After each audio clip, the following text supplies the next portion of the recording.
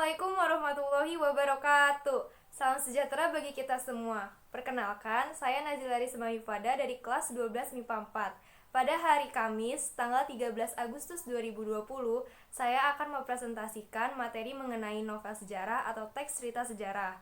Dalam kesempatan kali ini, saya ingin berterima kasih kepada Ibu Latifah sebagai guru bahasa Indonesia yang sudah memperkenankan saya untuk presentasi. Dalam presentasi kali ini, saya akan membahas beberapa poin. Pertama, penjelasan novel sejarah. Kedua, struktur novel sejarah. Ketiga, jenis-jenis novel sejarah.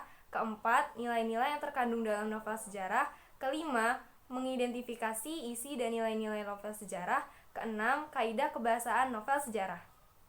Yang pertama, penjelasan novel sejarah atau teks cerita sejarah, yaitu sebuah teks di mana isinya menjelaskan atau menceritakan sebuah fakta atau kejadian di masa lalu yang merupakan asal mula sesuatu sehingga tersirat sebuah nilai sejarah di dalamnya. Yang kedua, struktur novel sejarah. Struktur novel sejarah terbagi menjadi 6 bagian. Yang pertama, orientasi. Pada bagian ini, penulis mulai memperkenalkan baik latar, waktu, maupun lokasi, serta awal mula kejadian atau peristiwa.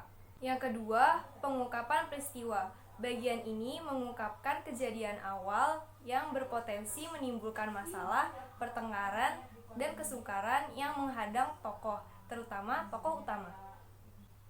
Yang ketiga, konflik atau rising action. Di sini terjadi peningkatan masalah. Yang keempat, puncak konflik atau komplikasi. Merupakan bagian di mana puncak masalah sedang dihadapi tokoh. Yang kelima, penyelesaian atau resolusi. Bagian ini adalah akhir dari cerita atau ending. Yang keenam, koda, merupakan komentar yang ditulis penulis. Bagian ini merupakan bagian opsional, boleh ada, boleh tidak. Poin selanjutnya yaitu poin ketiga, jenis-jenis novel sejarah. Novel sejarah dibagi menjadi 2 jenis, yaitu novel sejarah fiksi dan novel sejarah non-fiksi.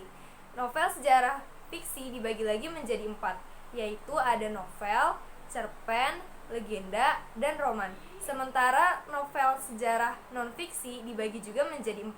Yang pertama biografi, yang kedua autobiografi, ketiga catatan sejarah, yang keempat cerita perjalanan. Poin selanjutnya yaitu poin keempat, nilai-nilai yang terkandung dalam novel sejarah. Novel sejarah memiliki beberapa nilai.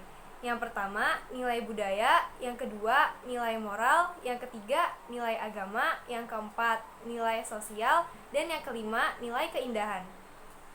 Poin selanjutnya yaitu poin kelima, mengidentifikasi isi dan nilai-nilai dalam novel sejarah. Untuk mengidentifikasi nilai-nilai dalam novel sejarah diperlukan beberapa langkah sebagai berikut. Yang pertama, mendata informasi dalam novel sejarah. Informasi di dalam novel sejarah berfokus kepada fakta sejarah yang dijadikan latar belakang. Yang kedua, menentukan hal-hal menarik. Hal ini didapatkan dengan membaca keseluruhan isi cerita hingga tuntas. Yang ketiga, mengidentifikasi struktur. Dalam novel sejarah memiliki struktur yang merupakan bagian dari novel itu sendiri, sehingga dapat ditemukan informasi penting di dalamnya. Poin terakhir yaitu poin ke-6, kaidah kebahasaan dalam novel sejarah. Ada beberapa kaidah kebahasaan dalam novel sejarah. Yang pertama, menggunakan kata bermakna lampau. Yang kedua, menggunakan banyak kata yang menyatakan urutan waktu. Yang ketiga, menggunakan kata yang menggambarkan suatu tindakan. Yang keempat, menggunakan banyak kata kerja yang menunjukkan kalimat tak langsung sebagai cara menceritakan tuturan tokoh oleh pengarang.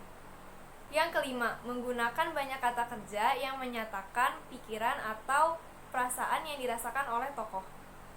Yang keenam, banyak menggunakan dialog. Yang ketujuh, menggunakan kata sifat yang menggambarkan tokoh, suasana, atau tempat. Itu dia presentasi yang saya bawakan mengenai materi novel sejarah. Terima kasih sudah menonton. Wassalamualaikum warahmatullahi wabarakatuh.